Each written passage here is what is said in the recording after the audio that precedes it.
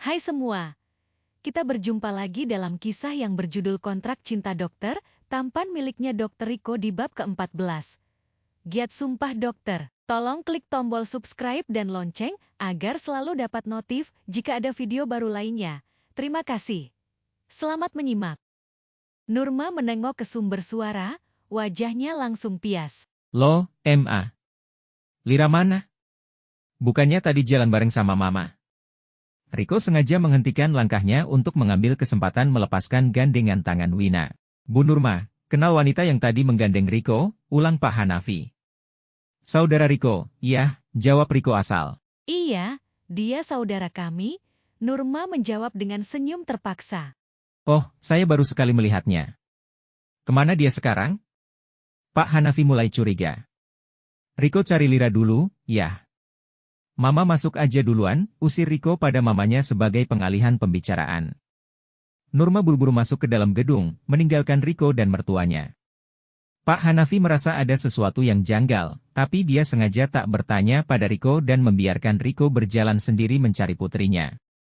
Lira, panggil Riko saat melihat Lira duduk di pembatas jalan di area parkir. Sudah rapi begini, kok malah ngemper di sini sih? Ayo cepat masuk, acara sudah hampir mulai. Riko mengulurkan tangannya. Lira hanya membalas pandangan kosong pada uluran tangan Riko tanpa menyambutnya sama sekali. Ayo, gak usah ngambek, ajak Riko lagi. Kasihan Wina, dia sudah mempersiapkan hari ini untuk kamu. Balas Lira. Jadi kamu kesini nyusul aku cuma mau bilang, kalau ayah sudah nunggu. Sensi banget. Kalau kamu ngambek gitu, tambah jelek. Tahu gak? Lira semakin memajukan mulutnya lalu berdiri sendiri, dan mengabaikan tangan Riko yang siap menjadi pegangan untuk berdiri. Kamu malu gak jalan sama aku? Bisik Lira gak pede. Jangan terlalu kepo. Acara sudah mendesak, jangan sampai terlambat. Sampai di depan pintu utama, Pak Hanafi sudah tidak ada di tempatnya yang tadi. Mungkin sudah masuk ke dalam, pikir Riko. Riko duduk di tempat yang telah disediakan, sedang pendamping ada di bagian lainnya. Dalam undangan sudah dituliskan kode kursi untuk pendamping, dan hanya Lira yang mengetahui kode kursi untuk pendamping Riko sebab Riko dari awal memang tak memberitahukannya pada Wina ataupun mamanya. Acara berlangsung dengan hikmat. Prosesi acara satu persatu terlaksana hingga nama Riko Aditya Unggul disebut maju ke depan dan secara bersamaan dengan peserta lainnya mengucap sumpah profesi dokter. Dengan terucapnya sumpah tersebut, maka sah pula Riko diberikan gelar sebagai Dokter Riko.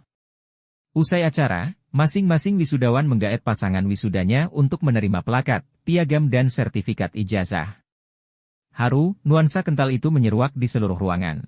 Riko sadar betul akan kewajibannya berbakti pada kedua orang tua yang selama ini telah berjuang sampai akhirnya dia memperoleh predikat dokter umum, tapi sayang kedua orang tuanya sama sekali tak menampakkan batang hidungnya.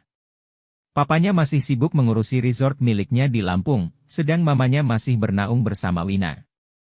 Pak Hanafi yang sejak awal tadi datang justru setelah mulai acara juga tak terlihat sama sekali dalam ruangan ini.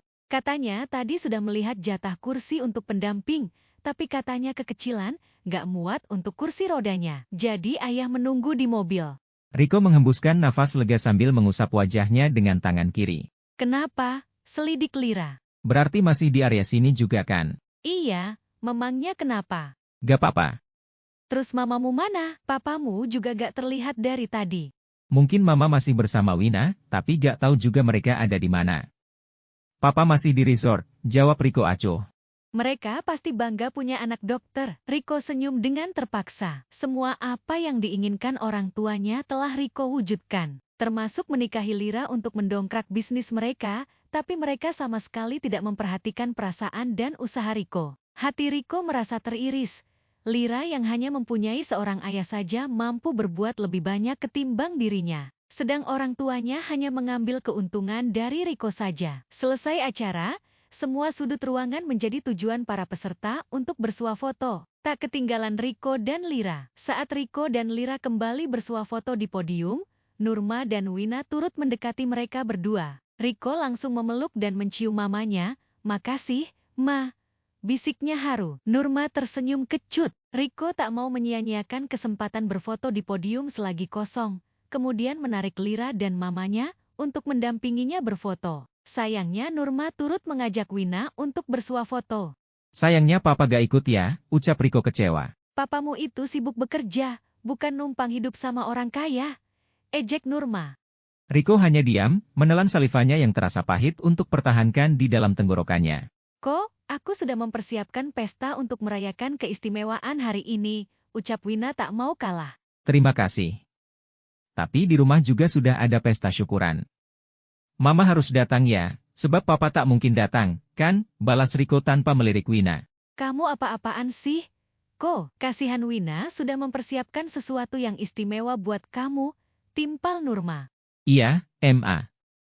Tapi kita gak mungkin, kan mengajak ayahnya Lira ke pestanya Wina. Ngapain juga dia diajak? Wina melipat tangannya di dada. Apalagi si pincang ini, datang ke wisudaan kok pakai jas. Serasa dia aja yang diwisuda. Pak Hanafi sudah menunggu Mama di mobilnya. Silahkan, Ma. Riko mempersilahkan mamanya untuk jalan lebih dulu lalu Riko menggandeng Lira berjalan di sampingnya. Wajah Wina memerah, tangannya mengepal. Sebelum menjauh, Wina memanjangkan kakinya dengan sengaja agar Lira tersandung. Tapi kali ini justru Riko mengalihkan posisinya di jalur yang seharusnya dilalui oleh Lira lalu menginjak kaki Wina dengan cepat. Lira terkejut dan berteriak bersamaan dengan teriakan Wina yang kesakitan diinjak oleh Riko. Wina, kamu gak apa-apa kan? Kata Lira berbalik melihat kondisi kaki Wina yang terinjak. Nurma juga kembali ke belakang menengok keributan yang terjadi. Kenapa kakimu, Win? Tanya Nurma. Riko dengan cuek tetap terus berjalan, tanpa memperhatikan keributan yang terjadi. Tapi rupanya Lira enggak beranjak. Maaf ya, Wina, ucap Lira santun. Halah, pasti kamu mengejekku. Sudah pergi sana, enyah dari hadapanku. Usir Wina nada sopran. Lira terkejut. Nyalinya menciut ketika dibentak sebab hampir seluruh mata memandang ke arah mereka secara bersamaan. Riko kembali ke lokasi awal lalu menggendong Lira untuk mempercepat langkah meninggalkan lokasi. Lira tambah terkejut. Dia sama sekali tak menyangka akan digendong oleh Riko dengan kedua tangannya, tepat di depan dadanya. Secara refleks Lira melingkarkan tangannya ke leher Riko. Beberapa orang bersorak dan bertepuk tangan melihat aksi Riko. Permisi, Tuan Putri mau lewat, teriak Riko pada orang-orang yang berada di depannya sebab menghalangi jalannya. Bersambung. Terima kasih telah menyimak kisah Dr. Riko selanjutnya dalam judul Kontrak Cinta Dokter Tampan. Tolong tekan tombol subscribe, like dan share agar kamu tak ketinggalan video lainnya.